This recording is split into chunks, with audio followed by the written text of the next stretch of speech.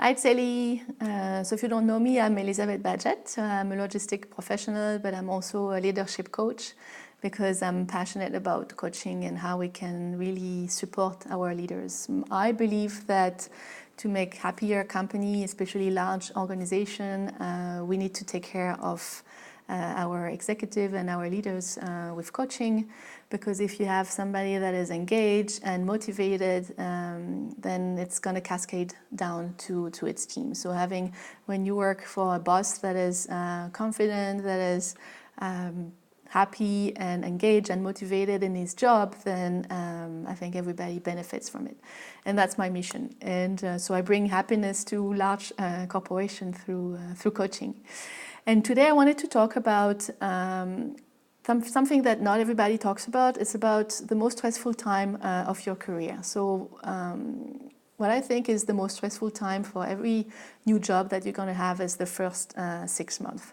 So the first 6 months, nobody really talks about the stress and the difficulty and the self-confidence problem that you may experience at the beginning of any new job.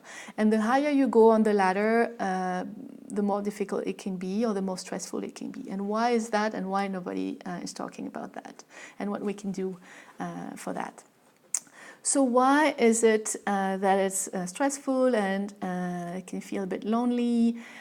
So the higher you go, so this message will be for you if you are in a new position, if you just got new responsibility, maybe you got a promotion and now you have a new team, or you're just starting a new job altogether, or you're about to start a new job. And I really wanted to offer this discussion and this video to first of all explain you that it's normal. The first 6 months it's happening for a lot of people. It's completely normal, and also give you some advice on how to handle the first, have a good start.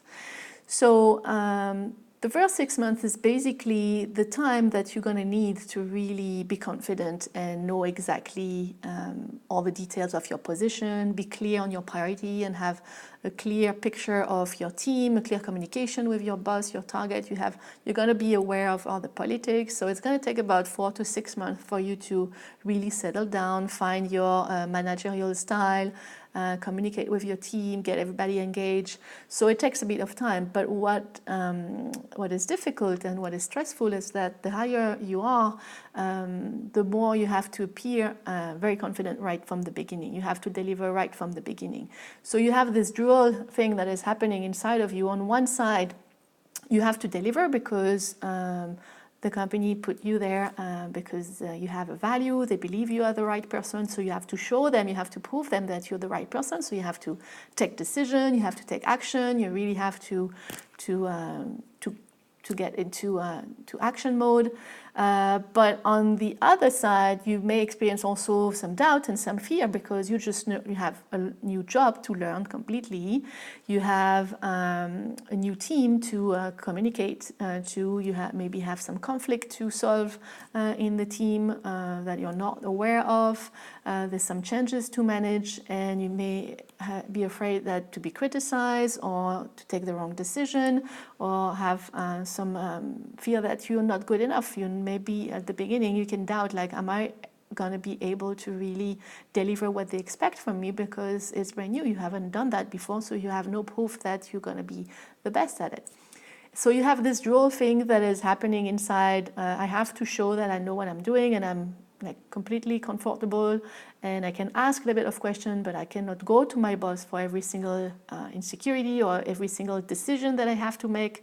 You can talk to your boss. Maybe you have a good boss and you can do a lot of one-on-one, a lot of he can take care of you, but you cannot really go to him asking, okay, should I say this? Should I say that? Should I write this email? You think it's too much to do that? You cannot do that. You're here to be a leader, so you have to have that confidence already in you. And on the other side, it's to give you an example, it's very different if you start a new job as a team member. So let's say when you start brand new in the company, somebody will train you, maybe you will shadow somebody will show you all the tasks that you have to do, and it would be okay to ask your manager some question because you're new. So it's a completely different environment. When you are a high executive or when you are a manager, it's nobody's going to give you all the details of all the single tasks that you have to do. It's a new job, okay? So you have to own it and you have to make it your own. You're going to have guidance. You're going to be aware of what you need to deliver, but nobody's going to be there to show you all the details. And that's okay. That's part of the game, and you will discover that as you go. Just don't let yourself go into this fear mode or this insecurity mode. That, oh my God, I'm the only one. Everybody knows what they're doing, and then I'm struggling, and I'm afraid that I'm not going to be good enough for what they want me to do. And you want to deliver, and you want to prove that it's right. So just be okay with that and accept that it's just the learning phase. It's the change. You have a new team. You have to find your way, find your managerial style, and you have to communicate with them, engage them. Just be open and listen, and just take action, small action, and just go and learn from what you're doing. The big companies will provide you a lot of leadership training, so I think it's good. But I always say that leadership training is great, and you will learn from it, and it can help you, especially for young leaders or new leaders. It's really great to have those kinds of training, but it's not going to be enough. Why? It's because, so if you take a parallel with sports, for example, you don't win a championship just by doing 2 or 3 trainings. Okay, so that's the same thing with leadership. You don't become the best leader and the champion only with 2 or 3 training. Okay, the way you become a good leader is to practice every day and to get a coach. Okay, so I want to offer also that more companies should, especially large companies, should have more coach at every level of their leadership, because this, especially for the beginning of any new position, having somebody that is external to the company, that will be there to support the new leader or the new executive that you're bringing on board, to answer all his self-doubt, all the clarification about how to communicate with your team, what's going on in case there's a conflict, in case there's a need of clarity or to define strategy, and somebody that will just be there on the side with the best interest of the leader, but without judgment. I think the key here is the judgment, because sometimes as an executive, you don't want to go to a lot of people to ask questions because you don't want to be judged as somebody that is, have doubts, for example. But having a coach, you can talk about all the doubts that you have, because the coach is just here to support you and to help you pass those doubts and really work on it and make you more confident, help you to be more confident, make you aware also of your blind spot, or show you your leadership edge where you just need a little bit to grow a little bit, to go to the other side, for example. And sometimes you need somebody to be there with you for the day-to-day situation. The things that are like in theory, in training are good, but on the day-to-day, having somebody to talk to, I think it's a nice combination together with the training. So if you're in this situation and you're feeling that really you're struggling, reach out to a coach. I think it's really now all the top 500 Fortune company, they all have coaches, and it's really now known as more and more developed and known as being the best investment that you can do in your leaders. The cost is really nothing if you compare to the transformation that you can have and the speed that you can have in your start.